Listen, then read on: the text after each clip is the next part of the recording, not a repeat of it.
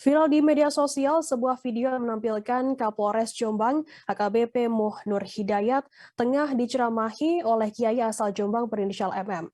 MM sendiri merupakan ayah dari MSAT, 46 tahun, DPO kasus pencabulan seorang santriwati. Dalam video berdurasi kurang lebih 1 menit 55 detik tersebut, MM menegaskan kasus yang menyeret anaknya MSAT bukanlah merupakan fitnah belaka. MM yang merupakan seorang kiai ternama di Jombang ini berulang kali menegaskan masalah tersebut merupakan masalah keluarga, sehingga bisa diselesaikan secara baik-baik demi kebaikan bersama. Hal itu disampaikan MM di depan para jemaah pondok pesantren tempatnya memimpin. Sementara Nur Hidayat juga tampak duduk di samping MM yang sedang memberikan ceramah di depan jemaah. Bahkan MM juga melarang pihak kepolisian mengambil anaknya dengan dalih kasus tersebut merupakan fitnah belaka. Saat ditanya soal hal tersebut, Nur Hidayat mengatakan saat itu dirinya diminta oleh Polda Jatim sebagai negosiator yang masuk ke dalam pondok pesantren sendiri menemui MM. Saat berada di pondok pesantren, Nur Hidayat menyampaikan maksud kedatangannya. Nur menyampaikan segala hal kepada MM mengenai MSAT yang kini berstatus sebagai DPO kasus pelecehan seksual. Kemudian ia mendapatkan ceramah mengenai penegasan bahwa kasus tersebut hanyalah fitnah semata seperti yang ada dalam video viral. Hasil pertemuannya dengan MM tersebut kemudian diserahkan Nur ke Polda Jatim.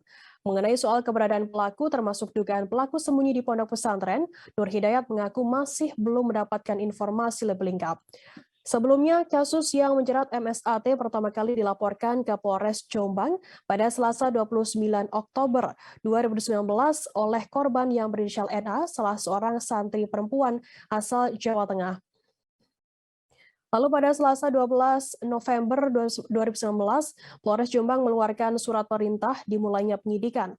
MSAT dijerat dengan pasal berlapis yakni tentang pemerkosaan dan perbuatan cabul terhadap anak di bawah umur atau pasal 285 dan 294 KUHP. Pada Januari 2020, Polda Jatim mengambil alih kasus tersebut.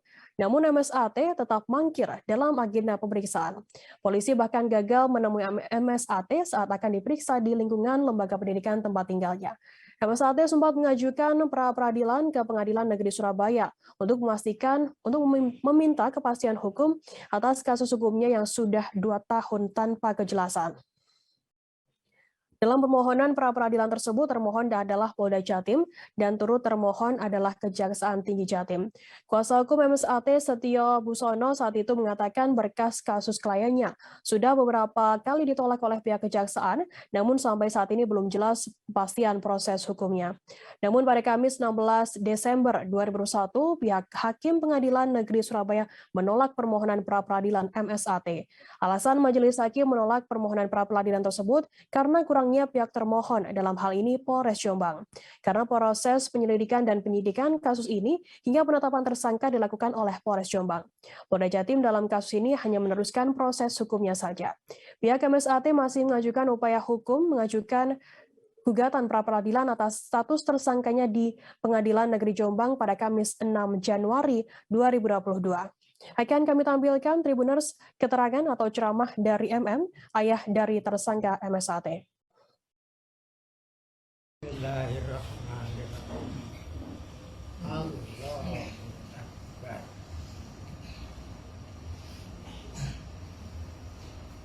Demi untuk keselamatan kita bersama, demi untuk kejayaan Indonesia Raya,